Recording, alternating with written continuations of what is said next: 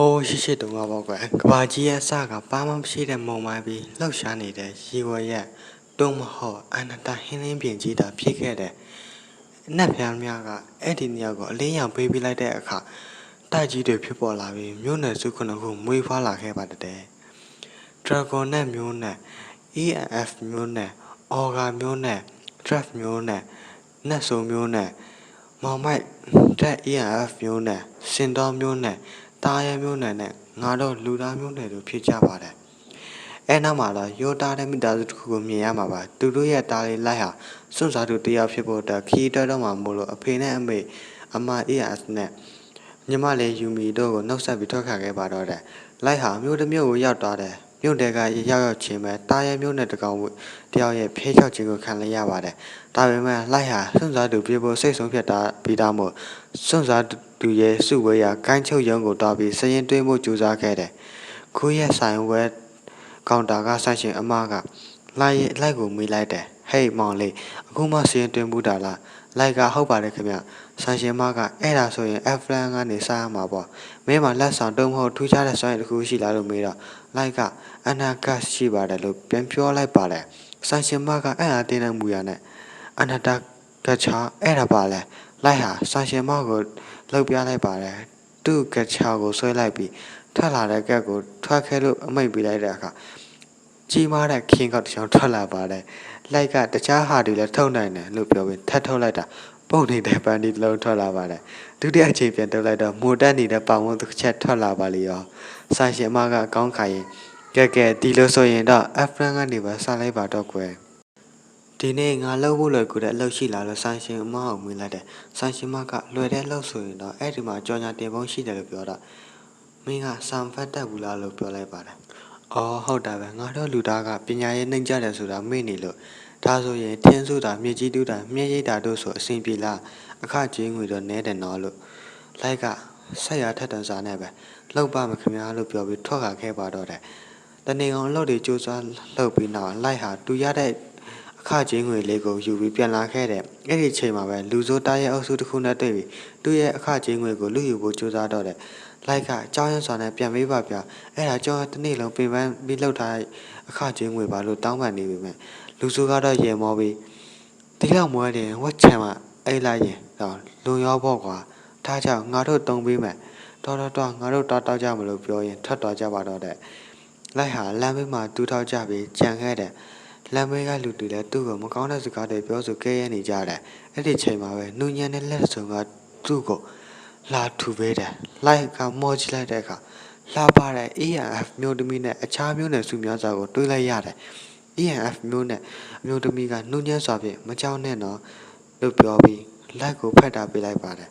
လိုက်ကစိတ်ထဲမှာတီးတော့နဲ့အဲ့ဒါအိမ်မက်များလားလို့ထင်နေတယ်မြို့နယ်စုပေါင်းရဲ့အဖွဲ့မှကောင်းဆောင်လို့ယူဆရတဲ့တာရဲမျိုးနယ်ပဲကာရိုကရှင်းပြလိုက်တဲ့ငါတို့ကမြို့နယ်စုပေါင်းစီရဲ့အဖွဲ့တွေပါဂရိုတာရဲမျိုးနယ်ကစတင်မိတ်ဆက်လိုက်တယ်ငါကဂရိုလို့ခေါ်တယ်私はエルフ種のサーシャドラゴニュート種のドラゴ魔人種のディアブロ鬼人種のオボロドワーフ種のナーノダークエルフ種のシオンケンタウロス種のサントルရိုကဆက်ပြီးအခုမင်းလူတာဘာဆောင်သွားပြီဆိုရင်စုစားသူအဖွဲ့မျိုးနဲ့စုပေါင်းစည်းရေးဟာပြီးပြည့်စုံသွားပြီပဲငါတို့ဟာမျိုးနှိမ့်ချခွဲခြားမှုဆက်ဆံအရာရာမှာခွဲခြားမှုရှိတဲ့များတများကဘာကြီးကိုဖန်တီးဖို့အတူပူးပေါင်းခဲ့ကြတာငါတို့မင်းကိုလိုအပ်တဲ့လိုက်လဲဝမ်းတာအားရပျော်ရွှင်သွားပြီးအဖွဲ့ထဲဝင်ဖို့လက်ခံလိုက်ပါတော့တယ်အဲနောက်မှာတော့သူတို့ဖွဲ့သားတွေနဲ့အတူမကောင်းဆိုးဝါးနိုင်နေရ Dragon ကူတဲ့တခုကိုရောက်ရှိနေပြီးလိုက်ကအန်ဒီယမန်မတိပဲရှေ့တက်လုံးနေတဲ့ကြောင့်အဖွဲ့ဝင်တွေကသူ့ကိုဝိုင်းပြီးစုပူနေကြတဲ့ခရိုကဟိတ်လိုက်မင်းတိလာဒီနေရာကကဘာပေါင်းမှာအကြီးဆုံးနဲ့အခက်ခဲဆုံး Dragon ဖြစ်တဲ့အတူတရာကြောင့်ပဲတကယ်လို့မင်းတာသူတို့မကောင်းဆိုးဝါးတွေနဲ့တစ်ချက်ထိတာနဲ့တီးသွားလိမ့်မယ်လို့ပြောတော့ဆီရိုကပြန်ပြောတယ်ဆာရှာဆိုရင်လိုက်အတွက်ဆိုရင်သူ့တက်ကိုတောင်ပေးဝန်းသူမျိုးပဲတော့ဆာ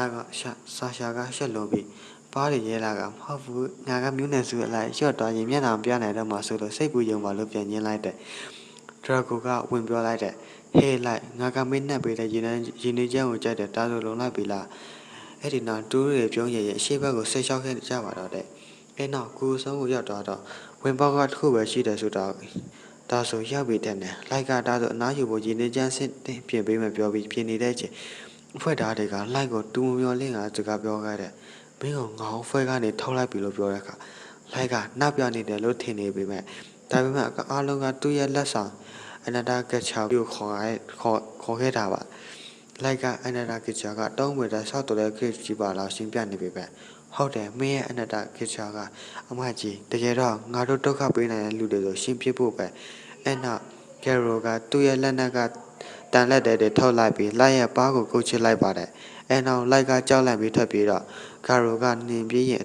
တူရကြောက်တဲ့ကမကောင်းဆိုးဝါးတွေတိုက်တာခံရပြီးတခါတည်းသိစားပြတ်တော့မှတော့ဆာရှာကမြားနဲ့လိုက်ရဲ့ခြေတော်ကိုပြစ်တာမန်တာပြီးမြားမှန်တာအလွန်နာလို့ ER လို့အော်နေတဲ့တိတ်ဆန်းဆောက်ကလေးလို့ပြောပြီးလိုက်ရဲ့ဘက်ကိုကန်ဆောင်လိုက်ပြီးရိုက်နှက်နေတဲ့အချိန်အနောက်ကနေရက်လိုက်တော့ငါတို့ကလက်ကိုကန်ဆိုးစွာနဲ့မကောင်းဆိုးဝါးတိုက်တာခံရပြီးတေတော့ပါတယ်လို့ဆက်စင်ပြီးလောက်ထားတာလေဒီလောက်နဲ့ပြည့်ရှင်းလိုက်တော့လို့ပြောပြီးနောက်လိုက်ကမသေးခြင်းနဲ့ဘူးလို့ပြောရင်အရှိဘက်ကိုလက်နဲ့တရွတ်ဆွာသွားချင်teleportation trap ပေါ်လာပြီဂရောကတက်ဖို့လုပ်ပြီးမှကက်တီလေးလိုက်က teleportation trap နဲ့လွတ်မြောက်သွားပါတယ်အဲ့နာသူရောက်နေတာကဒိုကိုရဲ့တနေရာကိုရောက်ခဲ့တာပါလွတ်မြောက်သွားလေကိုထင်ရပေမဲ့အတူရကြောက်တွေကမကောင်းဆိုးအားတွေကပေါ်လာရင်ငါလိုလူကချက်ချင်းတက်ခံရမှာပဲလို့ပြောရင်မိသားစုကိုလမ်းနေပါတော့တယ်ကျင်နာမှုပျော်ရွှင်မှုတွေပေးခဲ့ပြီးဒိုကွန်ကူကိုခေါ်လာပြီးတက်ဖြတ်ဖို့လုပ်ပြမယ်ပြီးတော့အမိုက်လိုကြည့်နေတဲ့မျက်လုံးတွေပြီးတော့လေလီကိုမာစတာလားပြီးတော့မရထားတဲ့တက်မယ်ငါကလင်းကိုဒီမှာတည်ရမှာလားလက်စားချိန်မပြောနေတဲ့ချိန်မှာပဲလဲမ1000ရှိတဲ့မကောင်းဆိုးဝါးကြီးကပေါ်လာပြီးနောက်မှသူပြန်စဉ်းစားလိုက်တာကသူနေရာရွှေ့ပြောင်းခဲ့တာကအတူတရ6ရဲ့အနက်ဆုံးနေရာလားမကောင်းဆိုးဝါးကြီးကအရှိတိုးလာပြီးငါဘာနဲ့တိုက်ရမှာလဲမတိုက်ရင်လည်းတည်အောင်မယ်ငါမှရှိတာဆိုလို့ကဲအနာတာကက်ရှ်တစ်ခုပဲရှိတာငါမိသားစုနဲ့တောင်တွေ့ရတည်ပြီငါ့ကိုအမိုက်လိုကြီးခဲ့တဲ့ကောင်တွေကိုလက်ဆောင်မရှိရဘူးအဲ့တော့သူ့မှာရှိတဲ့အနာတာကီကိုထောက်တွန်းလိုက်ပြီးနောက်အကြီးစားဆောက်ပိုင်းပုံပေါ်လာပြီးခက်ကနေငါတခင်ကိုအဆွဲပြရဲတဲ့ပေါ့ခွေးဘောဆိုရတာခွဲမလို့ဘူးဆိုတဲ့အတန်နဲ့တူ